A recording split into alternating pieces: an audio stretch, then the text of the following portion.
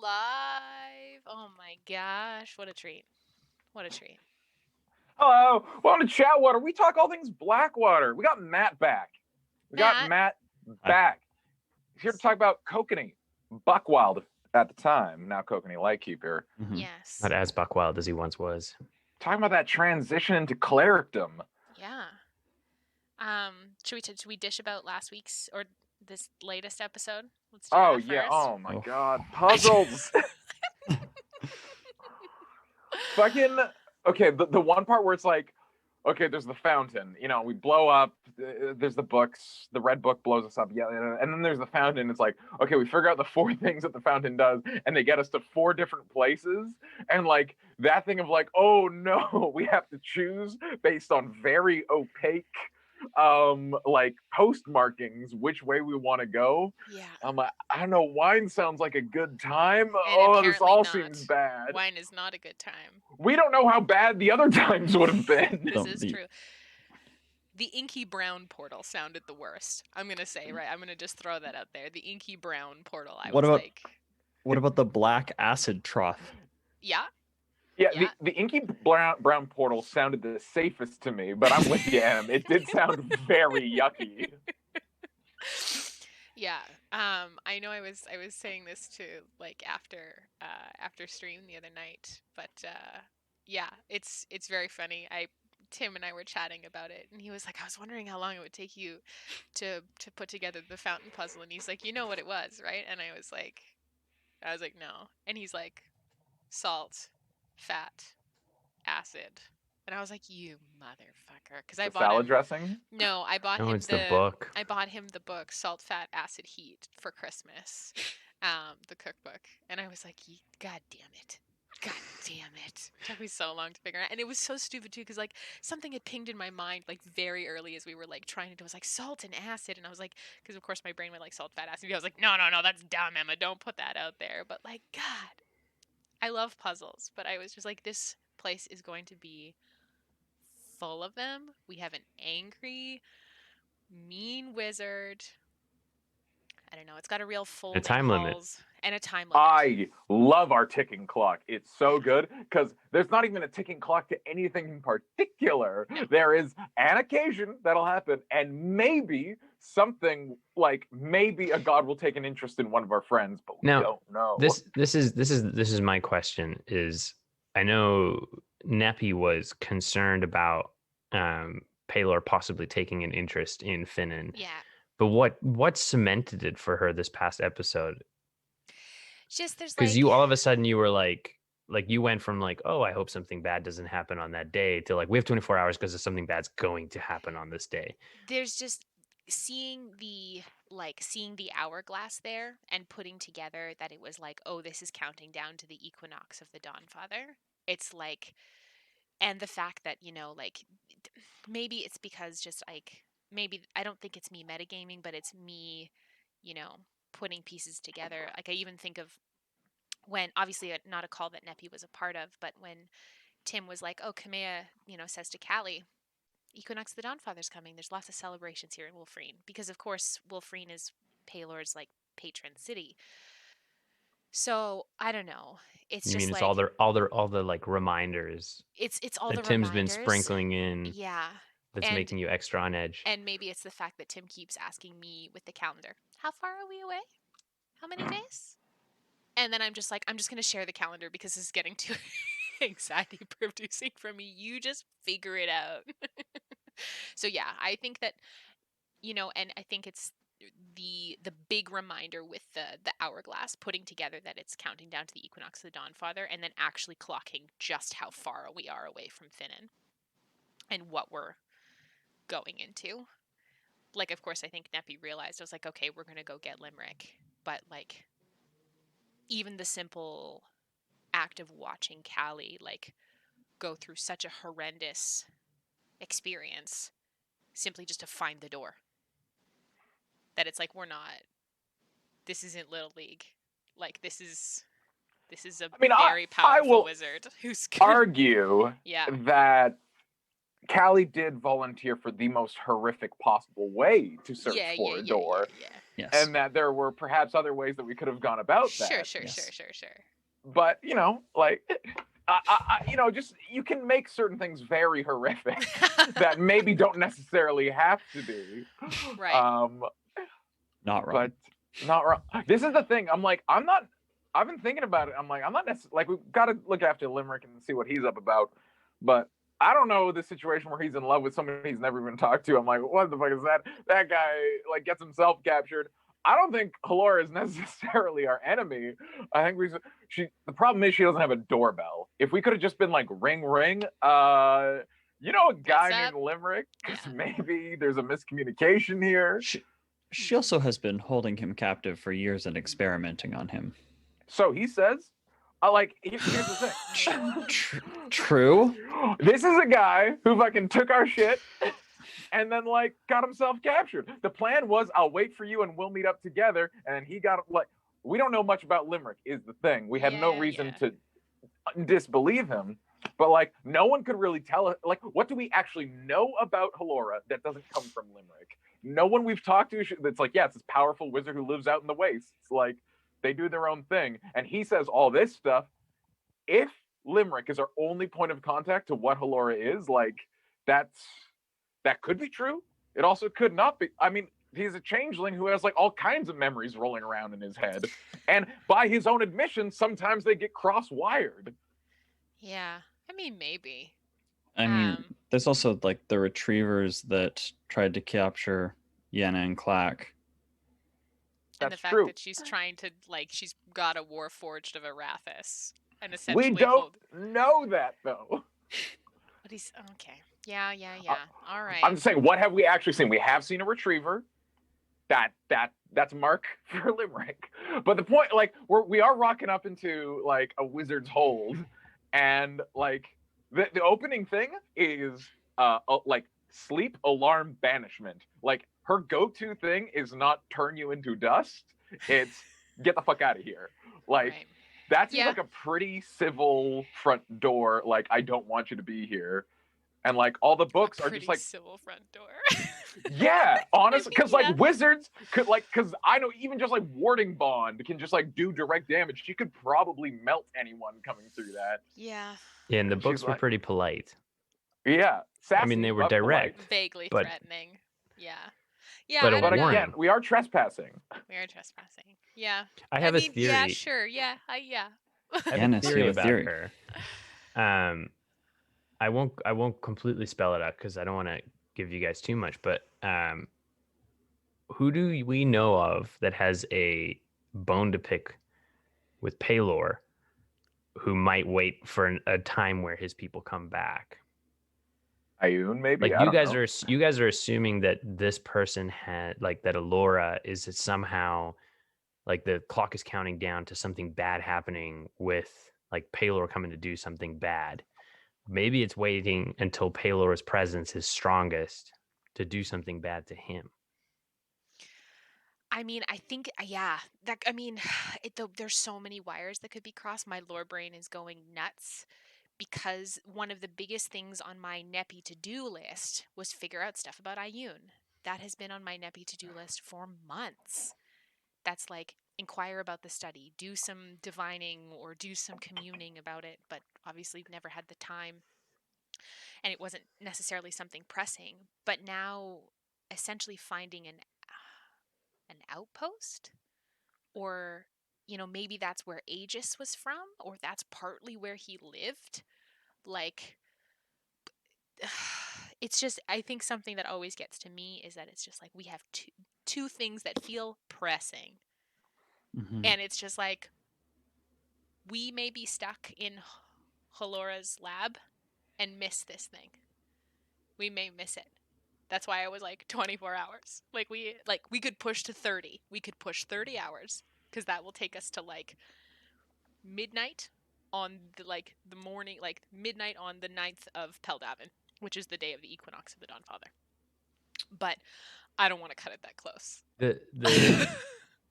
The hourglass is counting down to that, right? Yes. So, I mean, logically, whatever shit is going to go down seems like it theoretically would go down where the hourglass is counting down. Like it would be Potentially. very random to have all your setup here with an hourglass counting down to a date and be in the completely wrong location for the event. Well, importantly, the little circle is not a Palor circle. No. It's an Ioun circle. And that's what actually Yanis makes your idea quite interesting is this isn't some sort of temple to Palor, as far as we can tell. Mhm. So if you're asking yourself, like, why was this built here?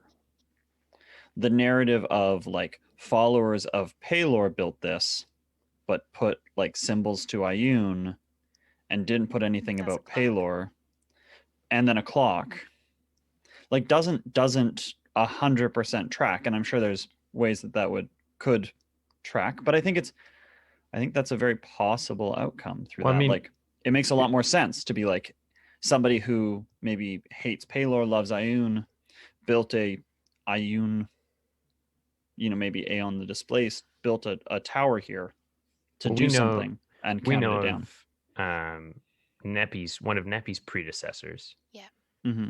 who chose Nephthisiket Over over Palor and had revenge enacted upon her. Yeah. There's very likely that there could have been other people who chose other gods over Palor who had similar threats. Maybe they didn't end up getting killed in the same way. Maybe they've been hiding. But there are people who could want revenge for those kind of things. And, if you Yeah. can't get to him, the only day you can get to him is one specific day, Mhm. I wonder too if which means Yeah. that you guys could be finding yourself if you're here in the right place at the right time, you could be finding yourselves in a battle between an incredibly powerful mage and Palor's angels, which would Cool. be, the kind of place Blackwater finds themselves. Yes. I think something that's coming up for me too is that the Order of the Key. So, the Order of the Key is a group of folks that we've come into contact with before. Mhm. They are a group of individuals who, I mean, as we'll talk about, or we talked about before, attempted an assassination on Kokenee because he was working for Velsum. And one of their jobs is to keep the chained oblivion shackled, essentially. And I wonder if they are part of a checks and balances, like a divine checks and balances kind of organization. And if I don't know if there has maybe been Ioun, to my knowledge, anyway, sits in neutrality. So if there is something going on where potentially maybe something we don't know about, Palor has stepped out of line, or there has been rumblings of something happening, and the Order, in some way through enacting Ioun's bidding or will, is going to try and be like, hey, you're going to try and do this thing to someone who abjured a frankly abusive patron. And See, I don't know. this is where I don't want to straight up disagree, but Go for it. I Straight up disagree don't with me if you don't want to. I don't think this is necessarily Finnan related.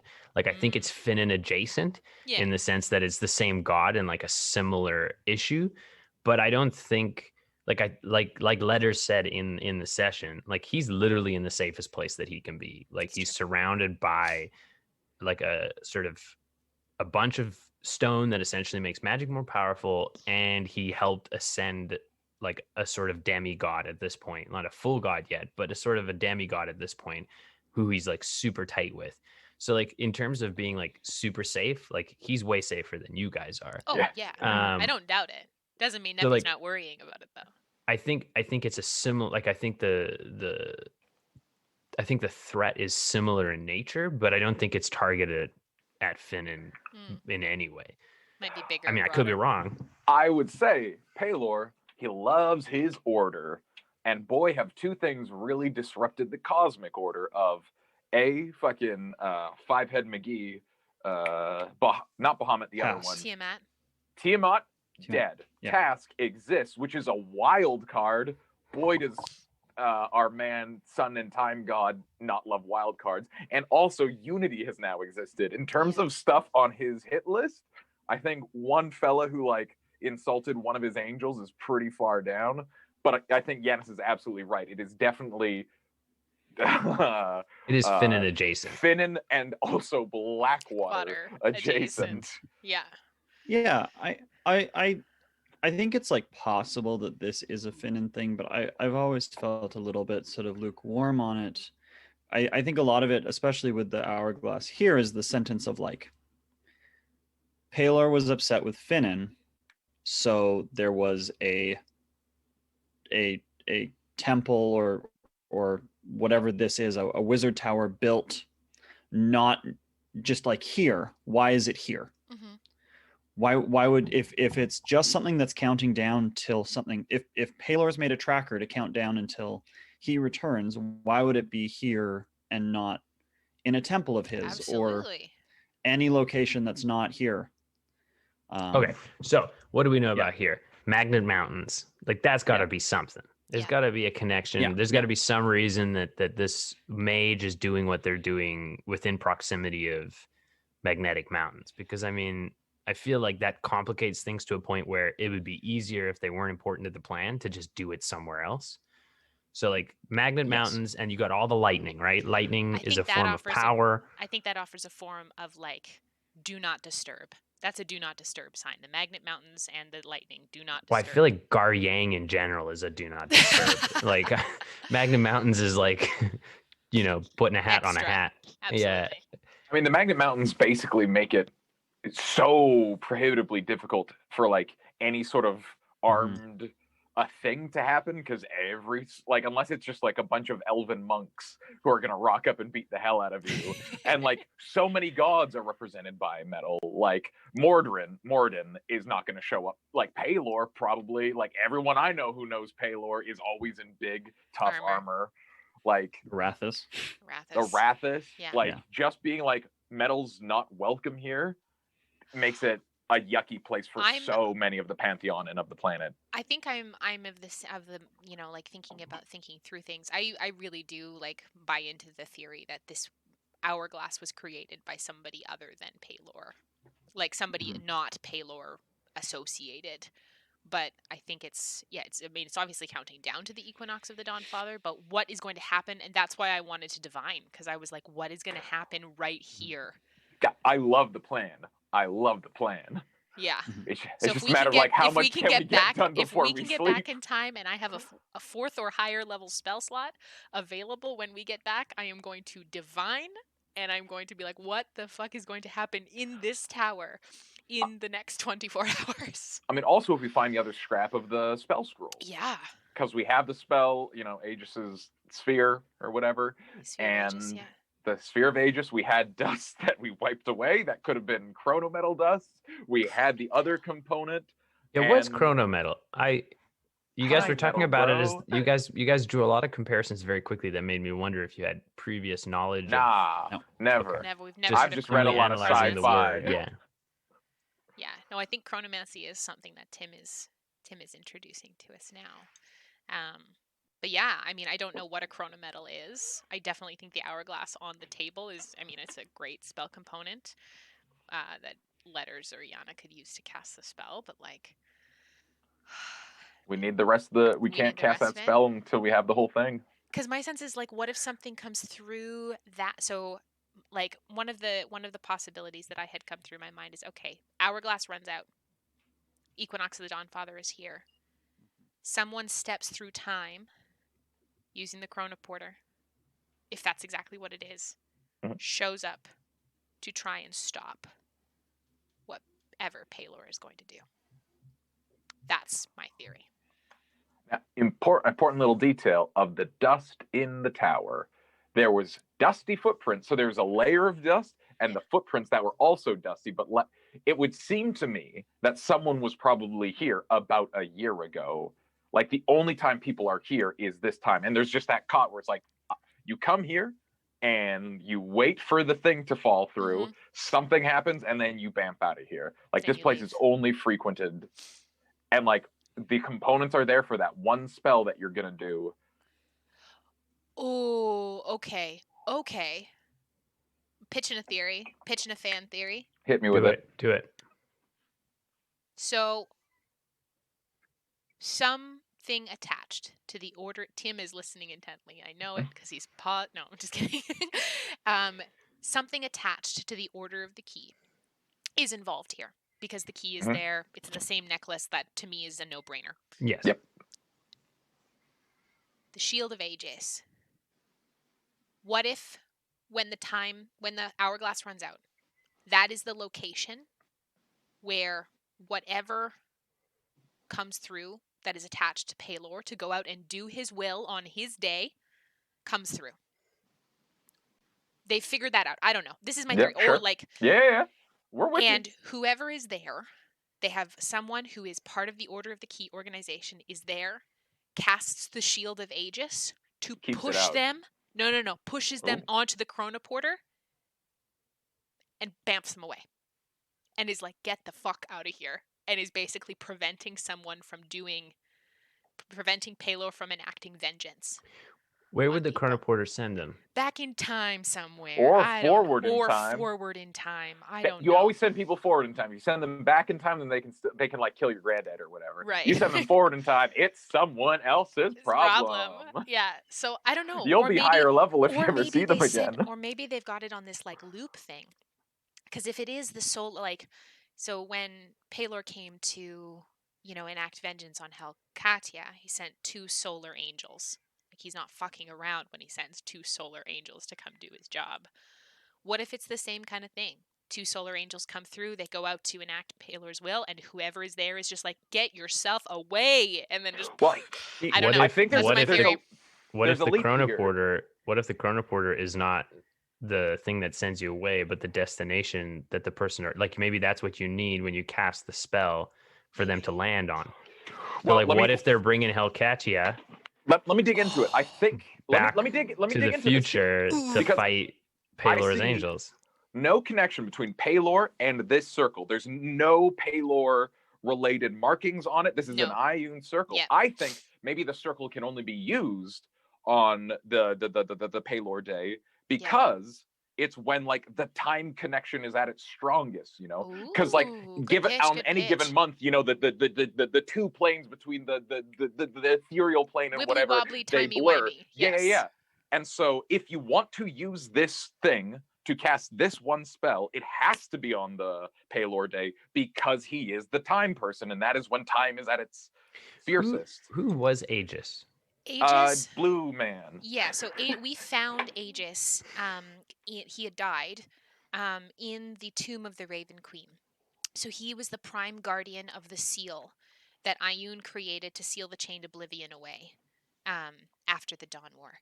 So there are prime guardians all over the place, but he was named Aegis the Displaced, and we thought displaced was out of time. Like my original notes have allusions not necessarily to displaced from place, displaced from time.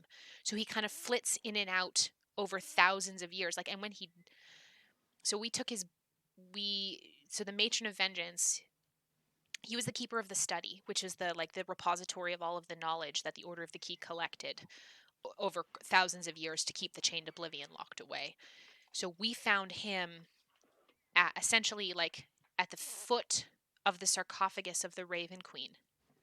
She killed him when she rose, right? She That's what did. we talked about. So part of me wonders that if it's like when the gods get out of line, what if Ioun is like the checks and balances god, like the truest neutral of the gods that's like, hey, you're stepping out of line, and then Ioun steps in.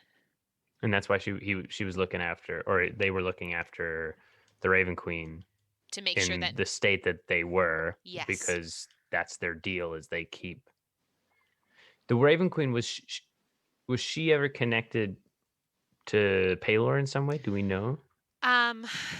Well, I mean, all of the gods were represented in the tomb of the Raven Queen, and No, but Pelor I mean pre like death, were they friendly I or? have no idea. I don't have that kind of lore Because about the it. only thing that's changed is that the Raven Queen is back As the Matron of Vengeance. as the and Matron she's of now evil. Vengeance. Yes, We don't know she's evil. She's But- pissed off, not She's pissed necessarily off. evil. Well, But yeah. I mean, if Pelor had any connection to her and thought that she was gone, and now she's back. Hmm. Could have something to do with that. Yeah, I mean, I think it's just It's interesting. been a big year for the Pantheon. We can Yeah. say that. and I that's think it's what, just yeah, it's interesting to me because like the whole Aegis thing, his presence here Mm-hmm. in some way, the fact that he's displaced through time, the fact that this feels like an Ioun place, like we don't know for sure that like it sounds like Allura's been here for a long time. Halora. Allura, sorry. Yeah. It sounds like Allura's been here for a long time. Yeah. I mean, it's not impossible that she's a member of the Order of the Key. Mm-hmm. Could be. And that a lot of what she's doing, because she's a scientific studies, that's very knowledge, very Ioun. It's not impossible that he was here as well. Like this could be where he was displaced from. Also, if she is an Ioun practitioner, I don't think Ioun really has followers by the sounds of the way one worships Ioun. Soldiers, through doing. In weird If way. Ioun, like you say, is truly neutral, then like ends justify the means. We don't know what Halora is studying and for why. She may be capturing sentient individuals and doing not great things to them, but what the ultimate result be like could balance out the perceived evil of the methods with which she's attaining it. Like this is what I mean by we don't know what Halora is doing. Yeah, and I mean Yeah. her opinion of the Warforged, like we don't know what Ioun and the Order of the Key think of them. Like they might be like, this is not a natural thing. Like you are essentially creating life almost. Do you know what I mean? Like I don't think Ioun has a problem with Arathis. no, it might not have a problem with Arathis, but we don't know what Ioun's standpoint is on Warforged. Do you know what I mean? Halora is making Warforged is her thing, right? Well, she's experimenting potentially on the Warforged. I believe she trying to has figure it a out. Warforged. It sounds like she's trying to figure out how it works. I think she has the Warforged that was part of Tauren's party.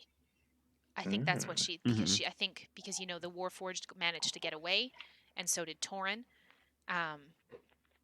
I think that's the Warforged that she has. I think I know if I have any sense of the storytelling mechanism, I'm wondering if I have a sense of maybe which Warforged it might be. If it's a specific, if I would love if it was a specific Warforged I'm thinking of, but it might not be if I know Tim with a call back. See your smirk over there, Carlson. I would love if it's one specific Warforged, which would be kind of cool. But she's using aerolite. Like, if by what Kokenee saw inside those little inside the spheres, like, she's figuring out a way to use aerolite so that if she's figured out that the aerolite is what is essentially granting power to the Warforged, she's trying to harness that to power her own constructs, which is for her own means, which doesn't seem great. So the thing, like, if we're going with the theory of this is something that Paylor is going to do something here in some period of time, or well when the equinox happens, I'm stuck with a handful of questions. Number one, why here? Great question. Number two, why this year?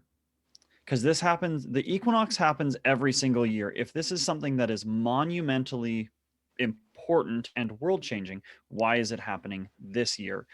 Or, third question, is this something that happens yearly? That's what I think. And if it's something that happens yearly, such as what we were talking about with the angel showing up and then getting banished, and Paylor's being foiled in some regard, why is he a god? Like, why he's a god? Why is he not able to do something about it? Yeah. Why can't if it's like if all he needs is this circle built with a spell, why can he not get another one built somewhere? He's a god. He's got an immense amount of time, etc., etc. What if the reason it's called the Equinox of Paylor is not because it has anything specifically to do with Paylor, but it's a moment when the planes of the divine and the mortal plane get super close together. Mhm. And so that allows them to cross, and he does it. He crosses. And so they're like, oh, this is the, the equinox of Pelor, because Pelor is the one who always takes advantage of that. But what if lots of other gods are doing things on that day because there's like some sort of like in between? Like maybe this is the day that every member of the Order of the Keys that's displaced through time completing their missions can sort of come back and have like a meeting. What if Aegis comes back? That's what I'm saying. Yeah, Like, like, what if what if this is like the meeting place where on that day, the time, like people can cross between things more 'cause easily? totally, because if Aegis is like someone who is displaced, his death in this timeline. Oh, could have happened in his future. Exactly.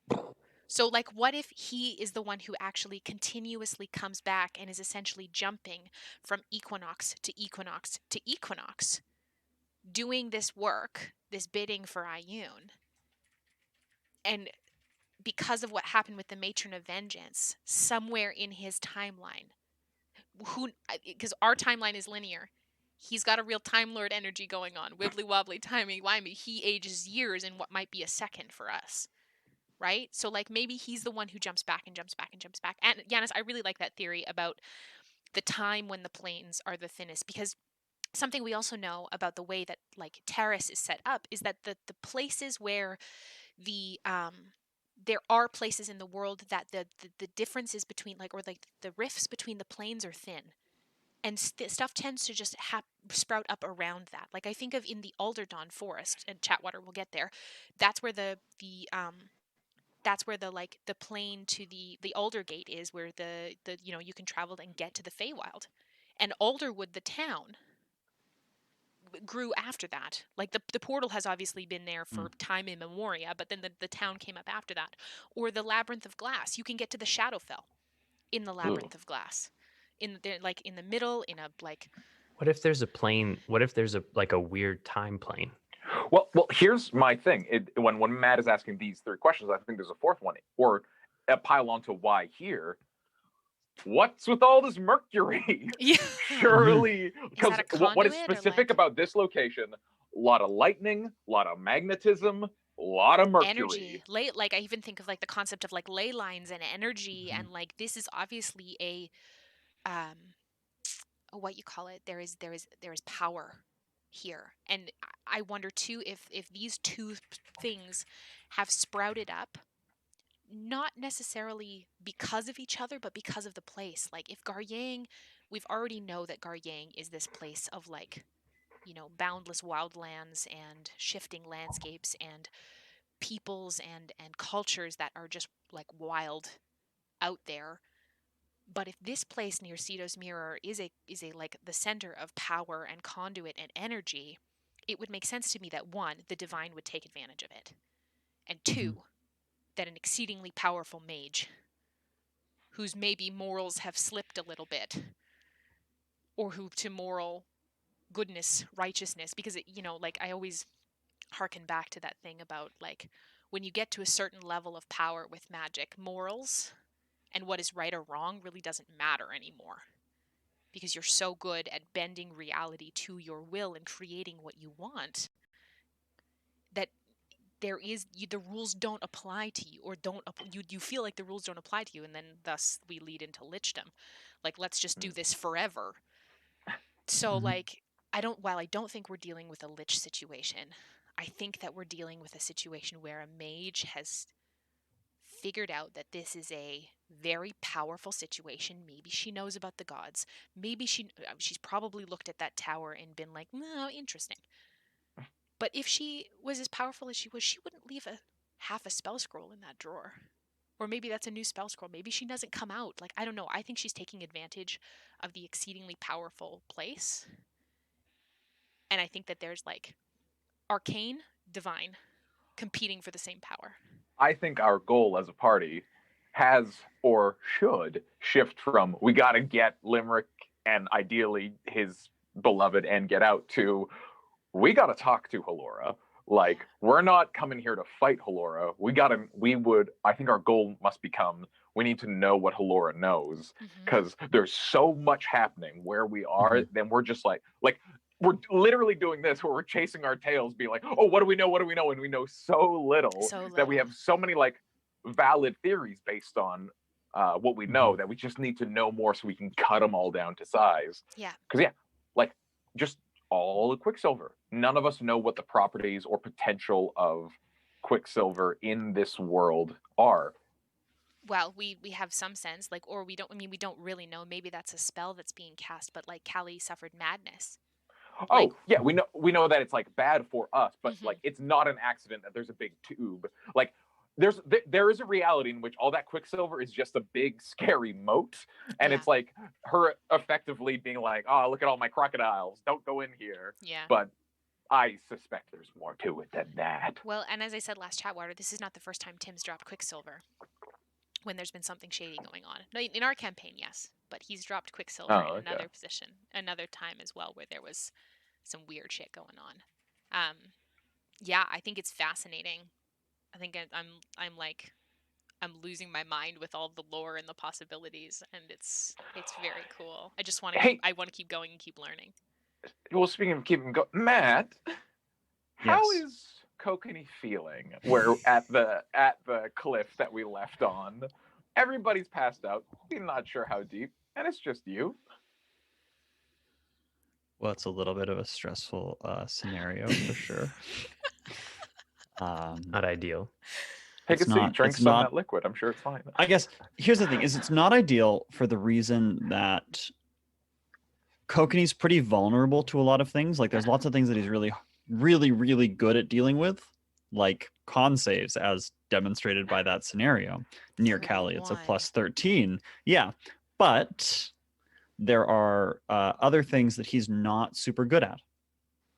And being away from the party makes him really vulnerable to things such as charms, intelligence saving throws, poison. But like, poison, he takes a lot of damage. That's not the end of the world. And he usually can con save for the poison. But like, if Halora appears in the room and charms Kokenee, like, there is nothing. There is no...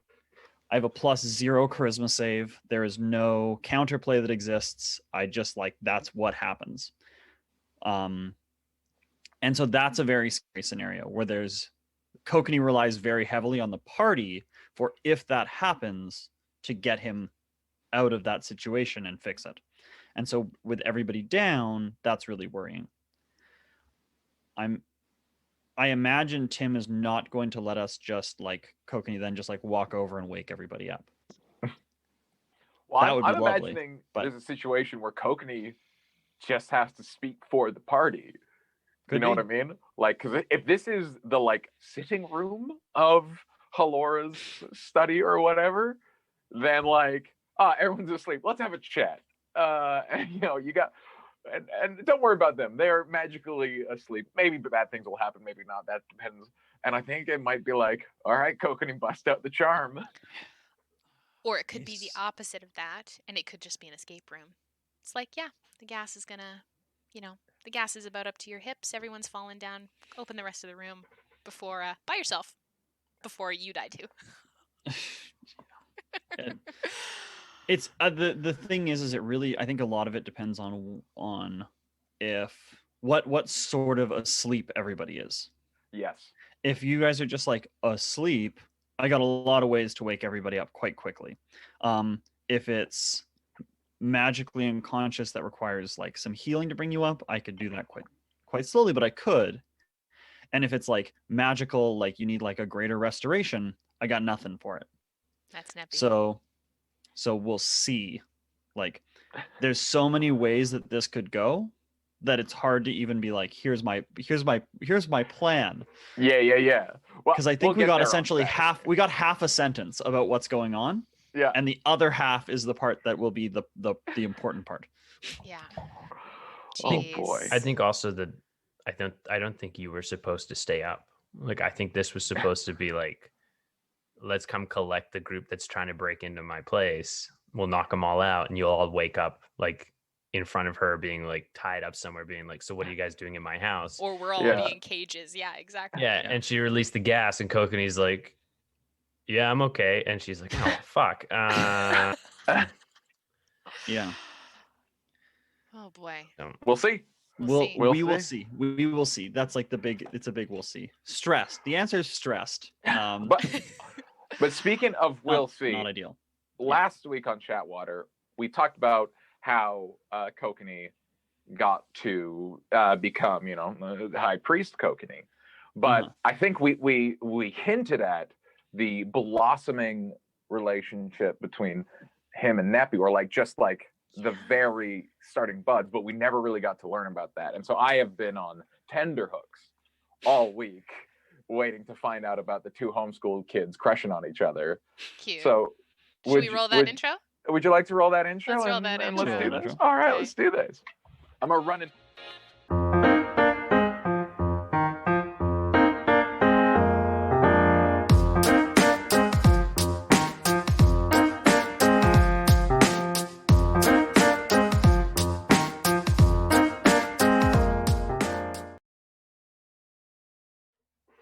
And we're back. Sean is getting a Sharpie for his weekly Art corner. art along. Who knows who he's going to draw this week? So I will dive into some announcements while we do that. Where are my announcements tab? Oh, shoot.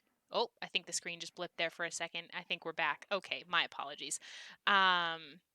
Okay. A big thank you to our wonderful sponsors, Legendcraft and Silverwing Armory, makers of RPG wonderful accessories. Please go check them out on Instagram and all of their websites. And if you like anything that you see, enter the code Blackwater at checkout for a discount. We are currently in the middle of our Legendcraft giveaway series. If we hit 1,000 followers before our session on Saturday night at the end of stream, we will be giving away our very last tracker, which is a spell tracker, which has been gifted to us with the Blackwater logo on the back. It's a treat. So if you like what you see there, come follow us and come hang out with us on Saturday to see if we maybe can hit our goal. Love as always to our dice goddess and our artist, Keisha from Fairy Dragon Dice, and Tiana Kovacevic at miss._Marston on Instagram. Please go get your clack clack or art commissions done by them. They're wonderful, amazing, talented artists in their own right, and we love them a lot. We have just launched our Discord, so if you would like to get involved with our Discord, please head on over to that. The link is if you type Discord, you can figure that out. It's a very fun place. We're having a wonderful time. It is quite a treat. Oh my gosh, I seem to have lost my mouse. Where did my mouse go? My double screen. There we go. That's better. There is a wonderful place to discuss past episodes. There's a place to discuss lore and all of that kind of good stuff. Huge thank you to our mods as well as Casual Campbell for setting it up. Big thank you to the folks who subscribe to us. Don't forget to re-up your subscriptions every month. We have some brand new emotes. We also have a coffee. We had our first ever coffee donation the other day. So big thank you to those of you who have donated and are just amazingly supportive of our wonderful little community. And I know that, everybody's financial situation can't often lend to a subscription or anything like that. So we're just thankful for having you here to follow and come hang out with us on a weekly basis. Lore Club, if you want to get involved in all the kind of stuff that we're talking about here on chatWater, you can type !lore in the chat, and we have a big, sprawling community lore project headed up by our amazing mod, the New Experience Network. There's a Google form. You can get involved. It's a fun time. Programming this week, Wednesday is our charity stream, our very first charity stream. So exciting, with the Catherine Van Holman Wellness Center. We're hoping to raise $1,500 to help fund services for trans and gender diverse folks here in Vancouver, like doctor's consultations, counseling, legal advice, and so much more. They're a team that is entirely volunteer run, and they champion the rights and equality of gender diverse folks, as well as doing political advocacy, which is really, really amazing. It's a very cool organization. We're so excited to be partnered with them. We created a one-page RPG called Prom Night at Monster High, and we have some fantastic guests run by our very own Tim Carlson, featuring featuring Sean, as well as Maria DeFaria and Taylor Hickson from Deadly Class, and our dear friend Adam DeMarco from The Order. So please come hang out, 8 p.m. Pacific Standard Time on Wednesday, January 27th. You can donate. And any amount of donation will get you a copy of our RPG that we have created with pretty art by Deanna. And if you head on over to our Instagram and on our Discord, we have a bunch of art that has been released there. That will be released there first. Other than that, we will be back for our regularly scheduled programming on Saturday, and we figure out what happens in Halora's house that we are trespassing in. But other than that, so Sean, how is your art going? Scrappers! Scrappers! That's my attempt at little Yana and Sheldon. I love it. It's The beautiful. Scrappers! The Scrappers. I Please gotta send tell it you, to Jen. It's sometimes so difficult to listen to the stream because anytime you guys use Yana's name as a possessive with an S at the end, I think you guys are calling me. Yanis. Yana. So Yanis. we're gonna have Yana's, and I'm like, huh? No, not me. So what? Huh? Yeah. Yana's gonna take out her. She's gonna do what? What am I doing? What am I doing? I love that. So last week we discussed. Go ahead, Sean. I feel like Jen, just to fuck you over, now that I know that's a thing, I think Jen should make Spooky start getting into hobbies that you, Yanis, are also into. She's really into running. Like, Spooky just really gets into long distance running. And it's like, oh yeah, Yana's marathon's coming up. Have you seen Yana's calves? They're so cut. They're so good. So good.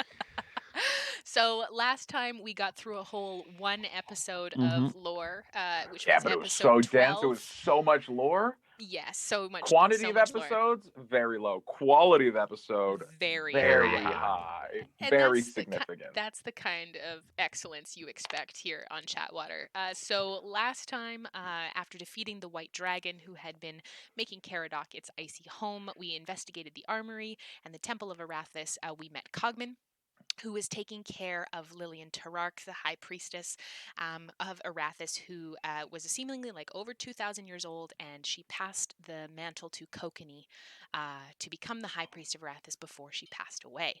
We then traverse a bunch of floating tiles in what seems to be the plane of ice, where we travel upwards to where Kokenee has to shoot open a door with this new gun that he has found, and we end up meeting Arathis, who names Kokenee her high priest. She thanks us for freeing her from her being locked away in the ice plane, bids us farewell, and to go prevent the awakening of the primordial titans. So that's what we did last week.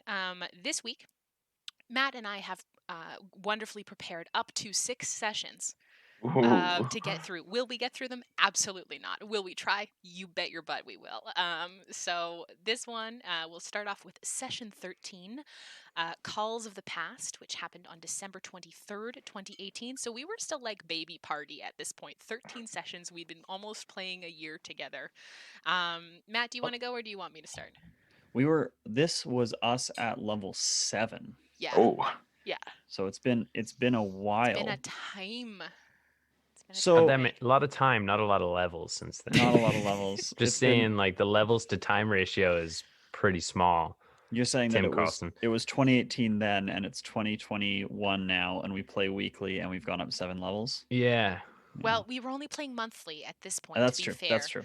Yeah, 2 levels a year. That's all you guys get. Yeah, honestly, we won't get another level for the next 4 years. And boy, do we appreciate them when we get them. Tim's like, I have to end this at level 20. Okay, that's gonna take like 15 years, I think, to get there. That's fine. Longest campaign. Do you want to go or do you want me to go, Matt? Yeah, I'll take it away. So we leave the ice elemental plane. We are back in Caradoc. Where do we go? Starting off with a question right away. Mm-hmm. I mean, you visited the barracks, you visited the fucking the temple, you did all the things. You are now high priest. You have the stuff. She's done the blessing. That's like, if your heart gets stolen, I'll do what I can do. Yep. But you're still in Caradoc. We're still in Caradoc. We're standing right at the and you don't leave. You do something in Caradoc. We do something in Caradoc. What could it be? I mean, technically, you've already visited a bar, like, because maybe Callie hasn't discovered her love of dive bars just yet, but like, Oh no, I that was wouldn't well rule and it out. truly that was well and truly ingrained in Callie before we met her. Do you go to an old temple of Arath? No, that you guys just came from We've Arath. been there. Yeah. I've whatever the equivalent of like a library or like the governor's like you want records. Neppy wants them lores. We end up going to the palace. Yes. So Which Caradoc you was said- Governor's the mansion, seat. palace. There Yeah. we go. We got it. Caradoc was the seat of the Caraxian Empire, so makes sense that there would be a palace here. So we head over, and as we enter, we see tapestries depicting the royal family. They appear to have some variety of a magical essence on them, and they depict a family of humans. And we investigate around. We have a good look around the palace. We find some gold, dice, and a pipe. What type of dice? Like we're talking like Yeah, just like a D6s full set of D&D dice, D20. Like- Can our characters Like- play D&D? Some with the dice shit. excellent that we have? fairy dragon dice. Yes, absolutely. They were just like a set of gaming dice that they Mhm. found in the palace. There was not much there. Most of it had been lost to ice and ruin, but yeah. Ice And, don't get the dice. That's what yes. we always say. Mm-hmm. We always say that. We've said that. I mean, you've never heard it, You've never but heard it, but Sean we does say say it it now. a We've lot. got new mugs coming. Just don't get the Limited dice. edition. let's keep going, let's keep we'll going. never So- stop. Oh yeah, 6 episodes. Sorry. Back on track, we then investigate the manor house. This is not a home per se, more it seems to be a government building. All the books in the library and around the house are frozen and waterlogged and don't appear to convey a lot of information, sadly. Through our investigation, however, we find a trap door down to a bare office with a desk. There are 4 candlesticks with symbols. Or is it more god puzzles? It is It's- not, It is a puzzle. yes, but it is not god symbols. Guys, there was so is much it, puzzles yeah, Saturday night. You It solved the was- puzzle, I assume. it Don't make was- me do it another was- puzzle. So there Was it magic type puzzles? Or so there was symbols? 4 candles, and on the candles one of them had a human, one of them had a candle, one of them had a sundial, and one of them had a moon. I'm not gonna make you solve this puzzle. We don't have Don't make time. me solve it. You solved the puzzle. we have So- 6 episodes. You throwing this so puzzle shit at me? you I want had to know to- the lore. You had to light the candles in the order of how, like, shortest to longest. So what was like a candle has the Ah. shortest lifespan, then a sundial, then a moon, then a human life. Took us like half a session to figure that out. But once we did that, Matt, continue on. After figuring out the puzzle, we hear a soft grinding noise, releasing a box that was set into the floor. It lifts out, and 2 handles reveal themselves. The air in the box is stale, but the contents are preserved. There are 2 stones, which are sending stones. A large book, which is bound with the title of The History of Caradoc. A map of the Caraxian Empire extending down towards Cinderfall and across all of Wolfar. And includes, you're going to have to help me with the word. Athal's Calamity. Athal's Calamity. Yeah. So this is basically a thing of like, okay, so we're finding some stuff that has been like locked away, not ruined by the ice. And Mhm. this map of the Caraxian Empire shows like what I think this was a key to us was that like, oh, this was big. Yeah. Like this wasn't just located here in Caradoc or even just on Wolfar. It was the entire continent of Wolfar, including this like island thing that we've never been to as Mhm. Blackwater, Athal's Calamity, as well as all the way down into Cinderfall.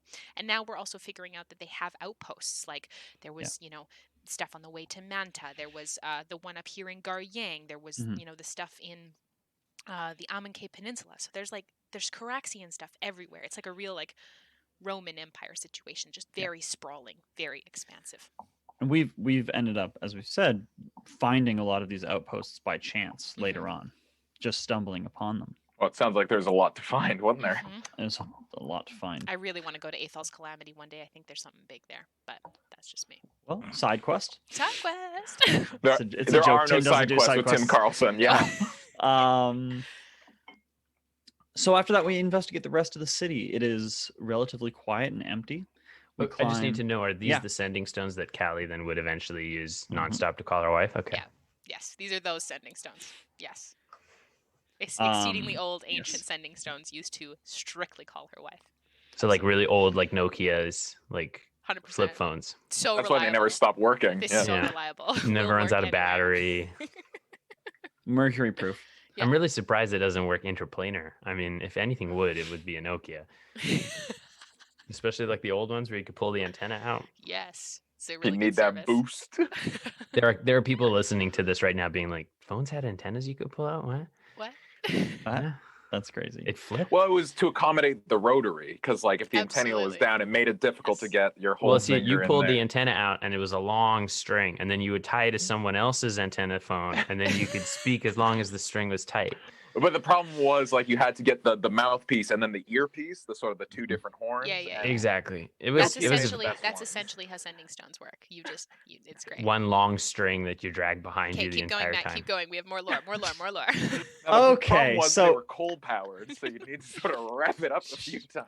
Guys, you've just described landlines. That's all. That's the only thing you've done is you've just described old landlines. No, I've mixed in some. Anyways, What the string that attached? That's no, that's a telephone line. Coal-powered phones they have to rev up. I'm working in some old school like first gen automobiles. Like we're going into like Okay, industrial okay. revolution, Okay. good time. Okay, so we Because leave when the the city. cotton Jenny got onto the scene, Nokia Uh-huh. really revolutionized. No, okay. We climb out of the city through the Mother's Eye and make our way across the ice, where we ended up fighting a Remoraz.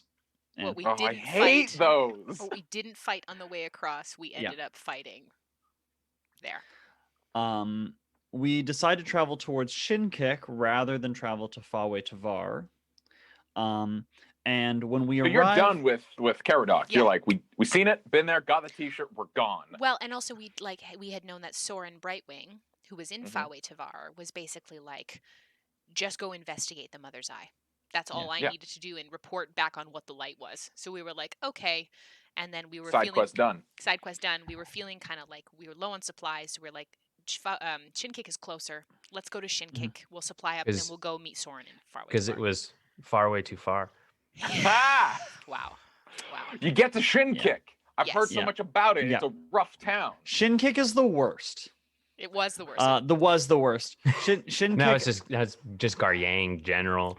Garyang has now taken the title of the worst. Okay, go, Matt, go. Yeah. I'm sure you guys had talked about this before, but we went to Faway Tavar first, and the elves were all like terrible Snooty and super assholes. snooty and super racist to the gnomes, and we were like, God, this is the worst. Shinkick's gonna be so much better, and we showed up, and Shinkick was the They worst. were so rude to us. They were. Why was it the worst? Describe it vividly. They like Faway Tavar was like, man, those gnomes are terrible, and they're like so rude and so like they're just like gnomes are like a shitty species. And you guys were like, these and we're guys like, are so "That's- wrong. That's racism. Like that's Yeah. you can't say that about a people's. And then we go there, and the gnomes were so shitty. They were so they were- arrogant and so like they didn't treat non-gnomes like people. They Yeah, were yeah. just like they didn't speak to us. They only Yeah. spoke to Yana.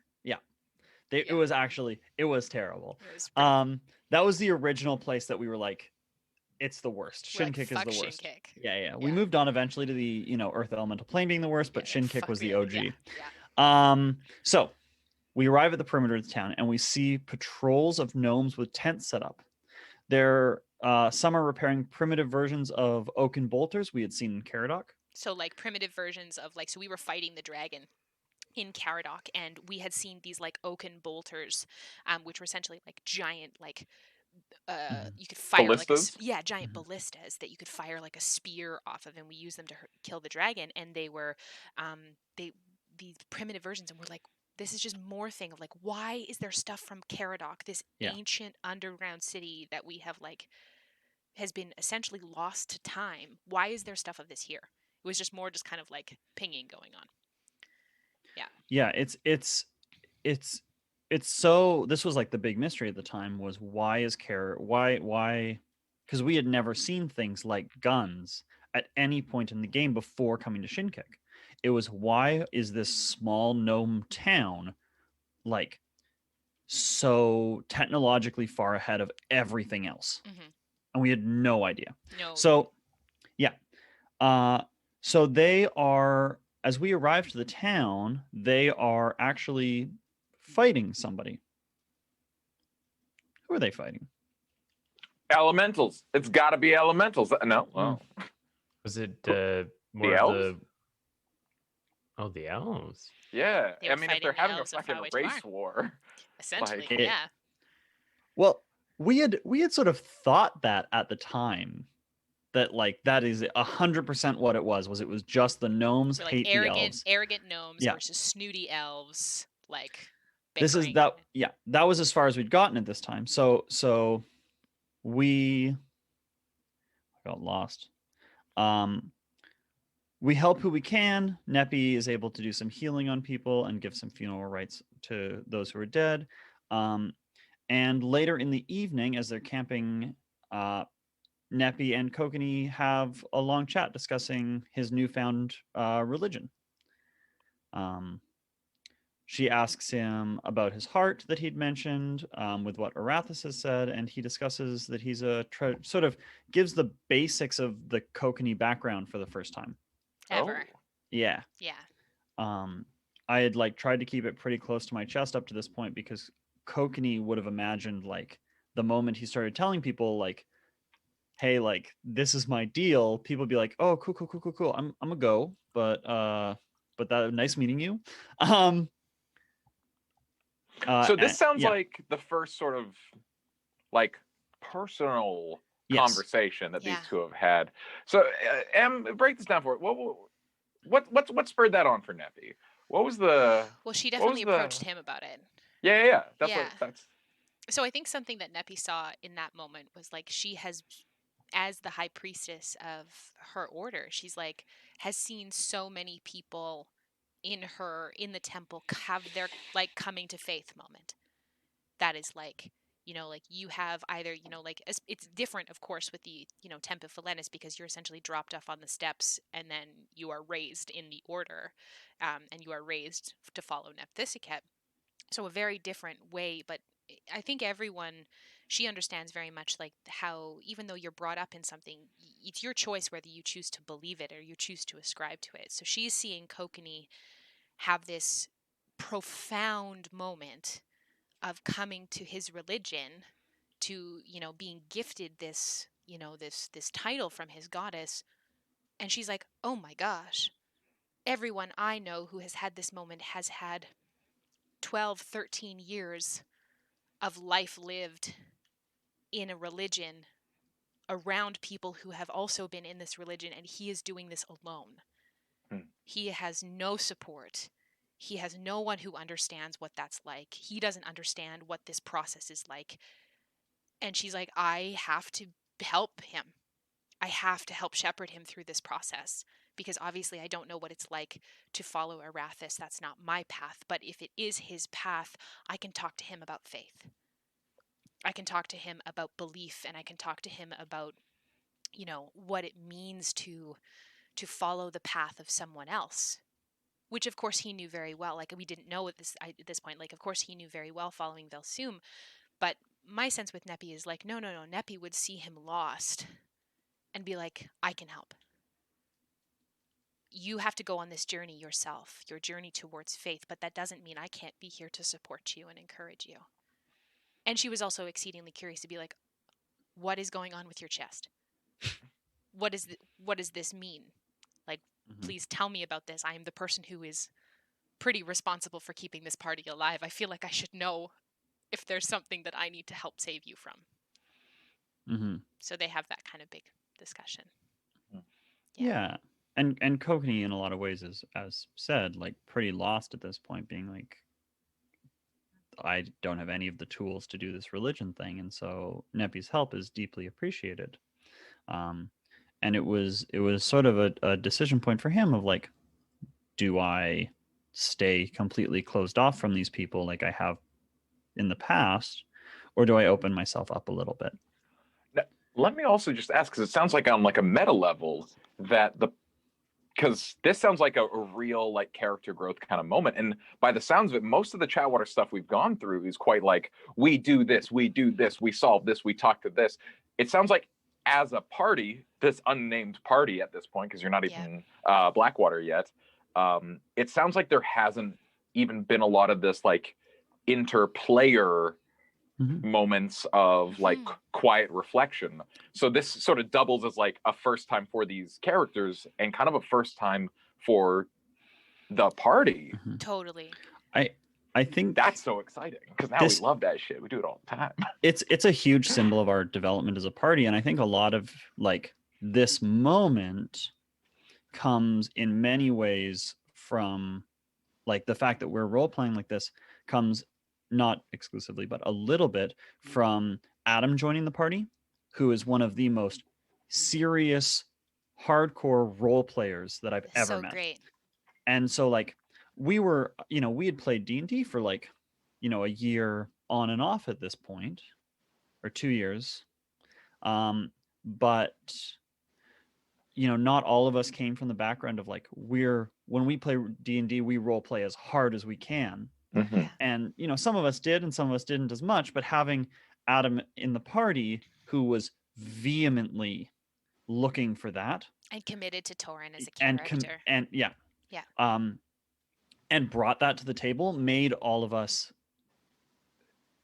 basically once you saw him come in, all of us doubled down into that. And it's like we're playing up now. It's like, and I think that goes double for like myself as well, like having had Adam as a DM before and like knowing the style of table he creates, which is wonderful and amazing, and having him come in. This was the first time I'd ever played with Adam as a player, so it was really cool to see him step into that space too, and step into a space where he was, because he knew all of us and he just fell into step with the party. And of course there was some growing and adjustment, but like we were still learning. I think Matt hit it totally on the head. We were still learning how to not just play our characters mechanically, but our own character's narrative at this point. And the role play had been, it wasn't always as beautiful as it is now, but it was clunky. It was sparse. It was, there would be good stuff with NPCs. No, totally okay. But there would be a lot of great stuff from like us to Tim, as there often always is in the beginning part of a campaign, but it took a lot of having Adam come into the party to drive a lot of that inter-party role play. And I think this was a really cool moment. I think absolutely where Matt and I took a step where it's like, okay, here is a moment for these two characters, has nothing to do with Adam, but it's like these two characters are having a moment of connection. These two moments, they have a shared common ground at this point where Neppy had been pretty like very different from the Neppy you see now. Like she's very much a sense of propriety, very like hard line about a lot of things, and she's like what is my purpose here if not to, like, of course, yes, I have my prophecy, because I think one of the big things that I can see, this is yes, of course, a huge moment of growth for Kokenee. It's also a huge moment of growth for Neppy, because Neppy's taking investment in these people. They're not just helping her further her goal towards her prophecy anymore. She's like, I see someone who is in need of a specific kind of help that only I can offer in this point in his life. And he's someone I've been traveling with for a while. I trust him. He saved my life. There's a mutuality here. I can help. So she invested in the party and invested through him. And I was just going to say, we were like, as a party, like dipping our toes into the swimming pool of roleplay, and slowly we're doing the thing where like, you get up to your hips and then you're like, oh, it's cold. And then you finally take the step in and all that sort of stuff. And Adam just ran by us and jumped in the pool. And we were like, okay, I guess the water's fine. I remember my first session playing with Sean. Sean had played quite extensively and we played for the first time, and I thought I had like done some really good preparation on Kale before we sat down for the first time. And Adam was our DM, and he says, "Do you guys want to introduce yourself?" And Sean just came in like, he's like, "Yep, I'll go first." And he just came in with his character, and he immediately started like in character voice. And there was a moment where I was like, this is like the first time I've ever played D&D. There was a moment where I went, "Oh shit, we're doing voices." Yeah. Oh Yeah. fuck. Oh geez. Neppy barely I had a gotta think voice of at an this point. accent I Mm. can do. I was like, I don't know accents. I was like, the only accent I know is where I come. Okay, I'm going South African. That's the only one I know how to You do. hadn't planned to make Kale South African? No, you just started an accent, and I was like, accents. I can't do a convincing British I'll go South African. And then Oh I my was God, like, that's okay, I so love good. that. And I think that's such a wonderful microcosm of how your character is influenced by the table you play with, right? And it's like I think something that came up for, I can speak for myself in this moment, but like, yeah, as I said, Neppy didn't have her accent that she had at this point. I had been testing out a couple things, and it started off as more kind of like proper British, and then I was watching The Crown at this point, and then was like, I started feeling more comfortable and started stepping into Neppy a bit more as I played her, and the increased emotionality specifically prompted by like these moments. This moment as like one of the first ones was like, okay, Emma, you can be comfortable here. You have a group of people around you who are going to support your decisions, um, and work. Have space to just like engage and play and have fun. So this like this moment was really crucial for me as a role player and also Neppy as a character. It was really cool. It was a So really what was cool this actual conversation? Well, I I think just last little thing. Kokenee Okay. doesn't have an accent because when we showed up, I had planned to have an accent. It was going to be like a far deeper version of Kokenee's accent, and we had just sat down for the table for the first time ever. It was a New Year's Eve game, Yeah. and I was like, I don't feel comfortable doing an accent. I'm not ready for this, and so I didn't. And that's where that came from. And then by the time I was comfortable doing it, we were like 2 years later, and I'm like, I'm not changing his accent now. No. So And we also had to play with baby volume. yeah. because You're I've also heard you playing play a lower voice was the intended voice for Kokenee Buckwild basically Mistaker from the Fenrilic arc. Faster than Mistaker, because Mistaker's very like slow. But then, And- so Kokenee Buckwild might have been like this guy who's like, Yeah. I am Indiana The- Jones and I'm excited to Love be it. here. I was building a one-shot character, so the plan would have been to have a Indiana Jones knockoff. Yeah. And he would have had something like this. I love Oh, Um, there's a little swagger in it. This guy talks Yeah, his hips. but so we were doing a I one wasn't comfortable, and two we were doing baby volume, and as letters can attest, Yeah. the accent just changes when you're whispering all the time. Letters was Yes. supposed to be way more John Wayne, but I can't do John Wayne, not at like full voice. Yeah. And Yeah. now we have letters. Oh, it's perfect. Sean used to do this thing all the time when we started playing, and it's a great thing to do if you're playing with new players and you're more comfortable. Is whenever you meet an NPC, you as the established player engage with the NPC, and then you turn around to your player who's not comfortable and you go, "What do you think?" And then you're like, you build this huge repertoire with the DM, and everyone's sitting by, and they're like, "Oh, this is really good. This is really entertaining." And then they turn around and they all look at you and they go, "What do you think?" And you're like, Such good D&D. "I So don't. good. Oh shit! Now I have to do that. Okay." Yeah. And Emma, you had mentioned that Adam knew everybody. This was my first time meeting Adam. Was it? I thought you'd met him before. No? Okay. No, because like Okay. me and like Jan wasn't friends with Adam outside of D&D. That's right. So the first time I met Adam was when he showed up to play with us. Oh my gosh. And you were like, "Hey, we're bringing like this new guy in. It'll be like super fun." And I'm like, "Oh, like I don't know. Like I'm barely comfortable playing with the people that I already am. Like we're developing his characters, all that. We've got a good thing going." And then Adam shows up, and I'm like, "Okay, this will be fun. This Yeah, guy's I'm, great. I'm down. This This will guy's be great. this guy's cool." And I think that's attesting to how talented Adam is as a player. Yeah. Is he didn't know a bunch of us like me, and Yeah. he didn't know Jen very well, and that didn't change how he played. He was No. playing his character regardless of who was there. Mhm. Which do makes love the him fact- so fun to play with new players, like even nowadays, is that he's playing a full character regardless. Yeah. I do love the fact that I would say not all of us, but I'd say like a good half of us met through playing D&D first before we became friends Yes. outside. Yes. Like and I think there's something kind of super cool about that, is the fact that like you get to know each other in a sort of a space where you can be anything and anyone, and then after there's that trust already established, it seems much less daunting to introduce your real self than the self that Yanis, you've that's made how up. you and I met. Yeah. Oh, well, We that's how I met s- you. That's how I met Len. That's how I met Jen. The first time Yeah. I really ever talked to Matt was as a D&D. That's how I met Sean. Like most of you I met like playing, role-playing games, Ah, which so is good. super cool. So There, good. D&D, you fight dragons and make lifelong friends. Absolutely. Your best There- friends. I think with all three of you, there was a time where I knew your D&D character better than I knew you. Yeah. 100%. Yeah. Yeah. That's actually, I feel like we could probably do a whole chatwater episode of like that moment of transition from How to make D&D friends friend with the people to you're friend. you play D&D with. Yeah. Because We like guys, we everyone has stories like that.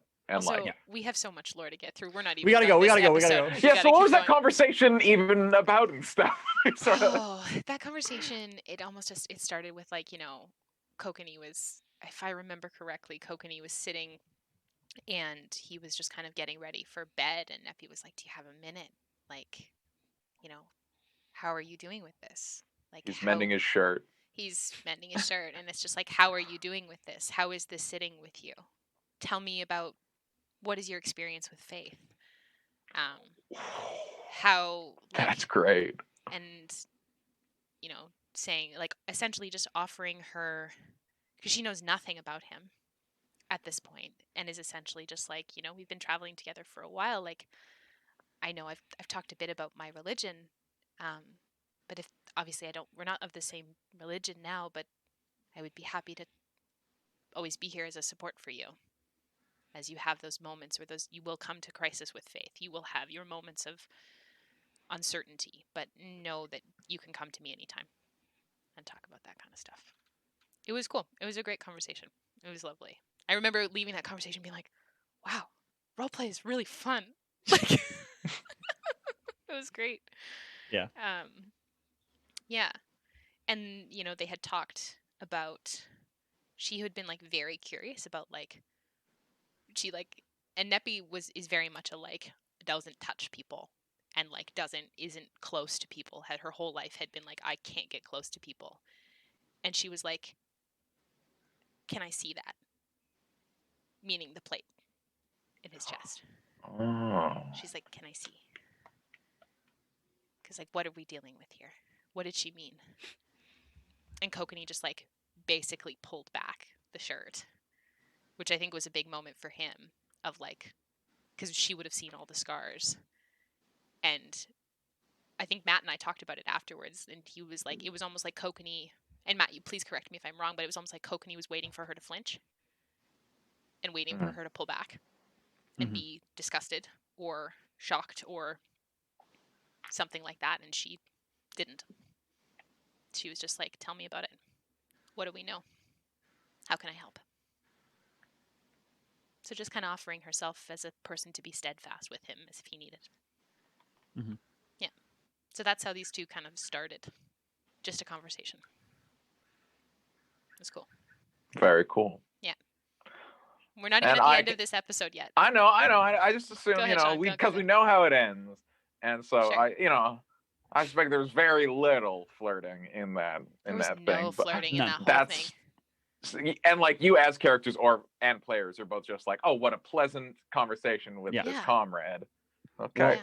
it's like for Kokenee, like he was like what he was looking for at this point, not looking for, but like what he needed as a character to develop was like step one, moderate humanization. Like to be a person who didn't constantly think that everybody else, if they knew him, would just try to get away from him. Mhm. And so things like flirting and relationships and the possibility that a human being would, or a humanoid, I guess, would not like dip the moment that they learned about him at all. That was so foreign that concepts like flirting just weren't there. So this moment was one that was like, it was the first tiny baby step out of a shell that he was put in. From this acorn, the mighty oak shall grow. And I think on the other hand of that, here you have Neppy, who is treated like all the tieflings being oddities in, and even like the only thing she knew about being out in the world was what she'd experienced, with people essentially giving her a very wide berth, looking at her as if she's exceedingly strange. She's always out of place. And knowing that she is, or being taught for her whole life, that you can't make attachments to people because you need to be able to do your job. Because if the time comes, you need to be able to do what her grace says that you have to do. So here's Neppy taking a moment to be like, maybe not even consciously, but just being like, oh, I can have more. Mhm. I can have connection with people. She can make some sort of platonic connection with someone. Also someone of the opposite sex who is like, she's had very little experience with men because she's grown up around women her whole life. Mhm. And like for the longest time, I thought Neppy was ace. I was like, Neppy's ace. I was like, Neppy has no interest or any sort of and like ace, and also aromantic. Like she was ace and arrow. I was like, because Neppy has no desire for any sort of, physical intimate connection with another person, because everything has been taught is that like sex and intimacy is transactional at best, and that it's just like that's just something people do, and okay, great, sure, good for you. And something that's like really I think is important to put like where Matt was at this point was that Yeah. I am certain, and me and Emma have talked about this at some point. I am certain that that is something that Emma had said in the first session that we played. Yeah, I had been That pretty straight up about it. that So- Neppy was like some variety of like she probably didn't say like aromantic or anything like that, but she said stuff that sort of alluded to it. Or like didn't understand relationships. Yeah. Like she would like, and that had been something I talked about with Tim. It's like Neppy doesn't like and we'll talk about this in a minute. Neppy didn't know what marriage was. I remember that. She had no idea what marriage was. And like So- so this moment is Neppy basically saying, "Oh, I get to have a friendship with someone, a connection with someone, and this is on mutual grounds. It's over something we have in common, faith. Wonderful. Great." And just super quick, sorry. And so for me, Matt, as a player at this point, my understanding is that Neppy is not and would never be interested in this sort of thing. So it's not even as a player something that comes to my mind. I'm like, oh, what a nice, pleasant conversation that's being had between two people who are becoming friends. Yeah. Sorry, Yanis. Go ahead. No, Yeah. I was just gonna ask, is like you say you thought that, Neppy was gonna be ace. Do you think that there's a part of Neppy that thought she was ace until she met Kokenee? Like, do you think she was like, this is what I've been taught, like from everything I've been taught, and I haven't ever met anyone that I'm interested in. Yeah. I must be just not interested. And then And you got to know him, and then you were like, oh, okay. what are those? Like, What are these feelings? what is this? Yeah, no, Mhm. I think that's totally hit the nail on the head. It's like you're not allowed to have, not that you're not allowed, but it's not done. Yeah. Like there's never anything written anywhere in the priestess's history about love, about connection, about any sort of romantic partnership. And I can imagine stuff like that happens at Philenis all the time, but it's not talked about. Mhm. And it's kept secret. Because I can imagine that there are, multitudes of, of the priestesses or acolytes there who form deep, intimate, romantic bonds with each other. But it's not something that's ever, talked about, or, certainly not promoted. Because my idea of Neppy at the beginning, I'm like, oh, she's like a sequestered, cloistered nun, essentially. And not that she's taken any sort of vow of chastity, but it's just not something that she's ever been like, why? It was almost a question of, why would I do that? What purpose does that serve me in serving her grace? That's one thing I find really interesting about Neppy and Kokenee's relationship is that, you know, I know that we're not like the game that you guys play is not typically one where we go into sort of like the physical bedroom aspect of relationships, but Mhm. it's an interesting thing because like the relationships that Letters had that we've come across with people he's had relationships with, they felt very like there was a large physical component to it. And then like, you know, Kokenee and Neppy, like we never talk about it, so it's hard to know, and I'm not really asking, but it feels like it's not the most important thing in their relationship. Like it just feels like it's like they're such good friends, and they're such like they have such a unique bond that it's not like it just feels very different. Like it feels like they get excited holding hands. Yanis, you It say feels like that, but you don't have to share a house with them. No light gets in that room, but sound travels surprisingly. It's the thing. I think building off on what you're saying, Yanis, Neppy and Kokenee's, the foundation of their relationship is companionship yeah. and Mhm. understanding and trust. Like if you told me that Neppy was still ace and she just found a partner that she loved, like I would still Mhm. be like, oh, that makes 100% sense. I'm not saying that's what it is. I'm just saying the way the relationship is built like someone who never put that at the forefront of establishing connections with other people. Like the physical was never like the primary reason that she built relationships with people. So it doesn't take the forefront of it. Whereas if you look at like the relationships that Letters has had, like there's like a lot of like flirting. There's a lot of like overt Mhm. physicality to it.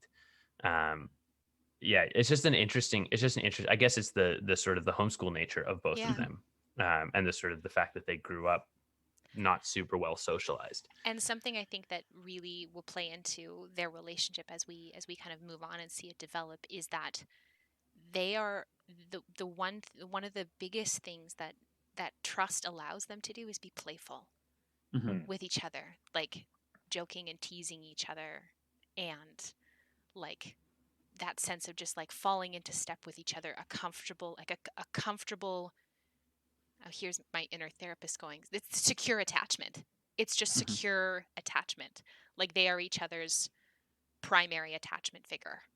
Mhm. That it's just like, this is the person I go to if I am we are in unsafe situations all the time, and this is the start of that attachment forming, that it's like Neppy essentially offering, say like, hey, I'm safe, and I Mhm. can be a safe place for you when you're feeling lost and uncertain.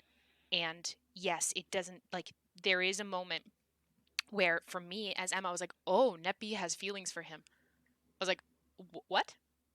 Like that was a discovery moment for me, and we'll talk about that. Chatwater, we'll get there. Like we'll talk about that moment.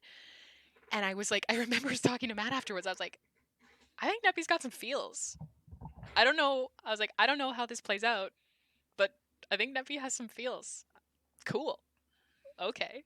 Yeah. So it was This it was and this specific discussion actually gets very interesting, I think, like 2 or 3 episodes yeah. from now. Oh, we're not going to get there tonight. We're not No, gonna get there no, we tonight, won't. but we'll finish off this episode and then maybe we can rip through one more. So I'll just finish off Hit the the end of the knobs. episode. So before bed that night, after I'm going at warp speed. After have Neppy and Kokenee have this conversation, she had remembered what Arathis had said, like, go pray to your goddess with this implement. So she puts the gun out and she incorporates it as part of her prayer routine. And she's like, well, here I am praying to you, your grace, incorporating this machine I don't know how to use um, into this, and I have been told to do this. So any guidance would be great. Tim made me roll a religion check. I rolled a natural 20 on my That's right, religion baby. check. And the shard in the gun starts glowing.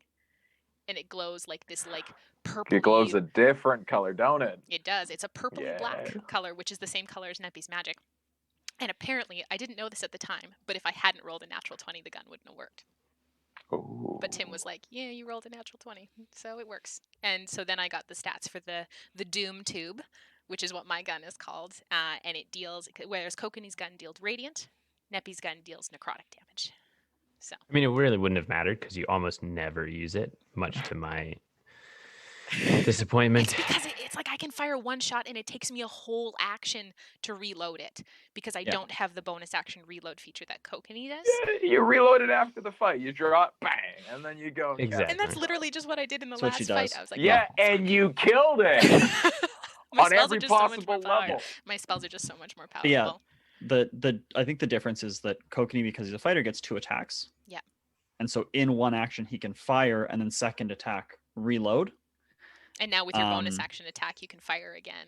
Yeah. Yeah, exactly. So. But like action economy with clerics without that becomes very clunky to use a gun. Super. You should just get it 'Cause- turned into an automatic. But apparently, this is the reason that only clerics can use guns, Yeah. is because I rolled a natural 20. If I hadn't rolled a natural 20, Kokenee would have been probably the only one to be able to use a gun. So now guns are cleric weapons. It's Sick. great. Do we have time for me to race through one more? How much You time do can we have? try. Yeah, let's do it. Screw it, let's do it. Okay, so we'll do session 14, which is called The Last Caraxian. Which, get ready, strap yourself. Sorry, are you? This is a big one. Okay, let's see how we can Oh, go. let's this see is if we can this do is a for it. super important episode. This is a super important episode. If it's a super important episode, do we want to blaze? Guys, we're our own bosses here. We I don't know. have That's to true. roll through. Hold on. Let me Like- check with the producer. He says it's okay if we don't do it tonight. I mean, Matt, if you want to, because you're like Yeah, 2 to I'll- 3 episodes, But this this gets is- really interesting. But this is my pitch too. It's like because this is like a really big moment for Kokenee. I feel like we should probably have Matt around for a couple more chatwaters That's if what I'm he's saying. down. Yeah, Yes. Matt, just come if you be wanna with us come on this. back. Yeah. Fine, I'll stay. You've talked me into it. Maybe we'll just I'll get- talk more about Kokenee. Maybe we'll just You get really twisted my faster. arm. Guys, we only got through one episode of lore today. Fuck. How much time do we have left? Are we like out of I time? really thought Matt, Sean and I were good at You were derailing, good. but it turns out that Matt's all we really needed to slow it down. Oh, no, because here's the thing. When it's just you and I, like, there's the trifecta of like one of us derails, one of us recenters, and then Emma does the important stuff. I just like lock you When in with the lore. The weird thing that happens here is what usually happens with us is where we amp each other up and derail. Now it's Em and Matt revving each other up with like digging into like how it feels and Yes. like the meaning of I mean, it. you're And not we're over helping here Sean like because you're just like, please let me ask you this question. What's this question? Yeah. What's this question? And we're all just like, yes, more. it's too juicy. It's too juicy. juicy. This is a juicy time for the party, and it's a really cool time for like. This is when Okay. we're just starting to see the story coming together. This is, Yeah. Here's constructive criticism moving forward. Don't talk about puzzles. Don't ask me how you solve the puzzles, so we can spend more time time talking talking about about that this. Okay, interpersonal okay. character Listen, growth. Sean, it wasn't the puzzle that made us only get through one session tonight. it. Look, It- last yeah. time we Yeah. spent like 20 minutes.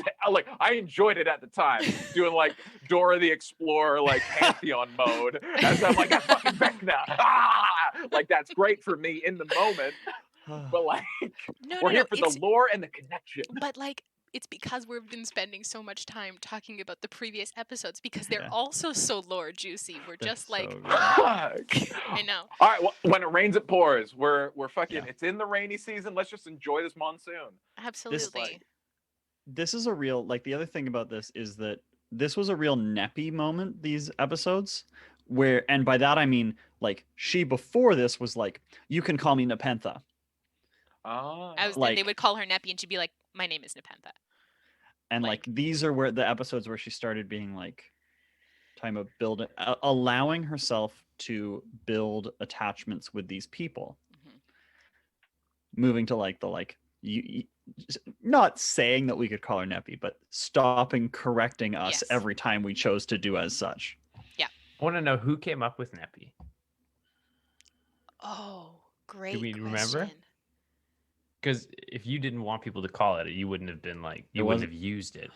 It wasn't me. I honestly think it might have been Adam because Torin had a hard time pronouncing Nepentha when he couldn't really speak common. And I think it just came out Neppy. or it might have been Yana like very sweetly shortening Neppy's name or Nepentha's name to Neppy. And then once it started, everyone started doing it, and then Tim started doing it, and I was like, okay. Yeah, I I think guess. it was before this arc, so I don't think it was Yeah. Torn, but I have no recollection of who No. started it. But I someone think we said can it. leave this to chat. Hey, Lore Yeah. Club, you Make it up. decide. You decide. First decide. petition to use Neppy. Who's your pitch Let's on who? retcon it. On who it started? Yeah, I honestly don't remember. I honestly don't remember. But yeah, she got used to it. This is Neppity. This is Neppity. This is Neppy like I like Neppity. Neppity. Neppity. Neppity's a fun one. But one of the nickname that Aftish gives her, Penny. Penny. When I dropped that, I collectively when Tim dropped that, I collectively watched all your faces be like, like somebody Did you else come go- up with that name? New I- nickname just dropped. Check it out. Just dropped. Well, Tim and I were talking about like because this was the first like when we went to Philenis, when we first started streaming. Tim is like, what is her and Aftish's relationship like? And I would be like, it would be like sisters. It would be like because they they showed up at the temple at around the same time. They've both like been not like star pupils, but just like quite responsible and doing their thing. And it would be Tish and Penny. And I was like, I think she calls her Penny, and I think that Neppy calls her Tish. And I would be like, because that would for me like would be like the moment that it's like, oh yeah, Neppy has this bond with Aftish as a sisterly thing, but sees that as an anomaly. And like as a relationship of like circumstance of like, okay, we're both in this together. Hade both expects so much of us. Like we rely on each other that like, please let me look at your notes, or like, can you cover for me if I'm not going to be at prayers this morning? Not that either of them would have missed prayers, but thinking that she could have, and then we see that like her having this relationship, being called Neppy by the party. It's like this mutuality of like, oh, these people care about me enough to give me a nickname, something that I thought only Aftish did, and also I am okay with this. I'm okay with the fact that you are seeking closeness with me. So yeah, it's just two homeschool kids learning how to socialize with people outside of the people they grew up with, which is very few. Guys, we only did one session of lore. We have to get through more next time. We Absolutely. have We'll see what We happens. do. But next one is Oh, such Next a one- good one. next one might be one of the best. The next two sessions might be some of the best D&D we've ever played. Yeah, we've got the last Caraxian and the Yeah. Trial of Nissa Timbers. Yeah. Ooh. Ooh. Yeah. Because we know Nissa. We You know Nissa. do Boy, know do Nissa we know now. Nissa. Yeah. Okay, well, I'm excited. Come back next week. Come back Saturday. We'll and come back Wednesday. Come Wednesday. here Wednesday. Oh. Wednesday and then Saturday and then Oh. Monday again. Jeez. Guys, Wednesday's a really big deal, y'all. Like I know we talk about it a little bit, but like for everybody who's here watching, Wednesday is for an important cause. Mhm. Absolutely. And it is also going to be such a good game. Oh Yeah, my gosh, I'm the so crew excited to that see Sean it. has pulled together. Guys, I just want to, this sets a precedent. Like, if we can make this go well, this sets a precedent for Blackwater does like making our own games and sharing them with you. It sets a precedent with us using our platform to like support fucking Truly putting our rad money where our mouth is. Like we talk causes. about that all the time, and this is us wanting to do that. And it sets the precedent of like bringing people who don't normally play D&D into the fold and role-playing games, and like that is its own kind of goodness for the world. Like because with the exception of Adam DeMarco, like Taylor and Maria had never played any D&D despite doing a whole season of a show with me, which I'm surprised they let them get away with that. And maybe this is me dropping some teasers for some stuff we have coming up, but like if you're excited for a game where we bring in some other people running different RPGs, buckle up your butts. February is going to be a hell of a month. Yeah. Come Wednesday, bring your friends, bring Wednesday- your dads, bring your jorts. Wednesday's going to be must watch. Must-watch game. It is worth carving a time in your schedule to come see it. And it will be as VOD here on Twitch. Yep. to watch afterwards. And we'll be taking donations kind of all the way through. But big donation night is Wednesday, and we are Yep. pushing for $1,500. So Yes. It's And very, then- very exciting, and I think part of what makes it so exciting is the fact that it's been something we wanted to do for quite some time, and it's Mhm. taken a lot of Mhm. work and a lot of time to get all of our ducks in a row to do it Yeah. properly. So I'm very excited to see things that we essentially started planning in like October of last year. yeah.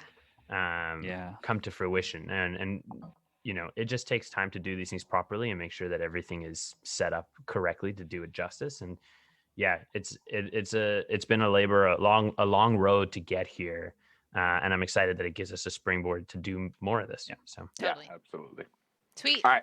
We love you all. Wednesday, Saturday, Yum, yum, yum. Monday, we'll see you All the time. guys. Join the Doodle Club. Join the Doodle Club. Join the Scrappers at the Doodle Club. Good night, team. Good night. Bye. Night. Kiss, kiss, kiss, kiss, kiss.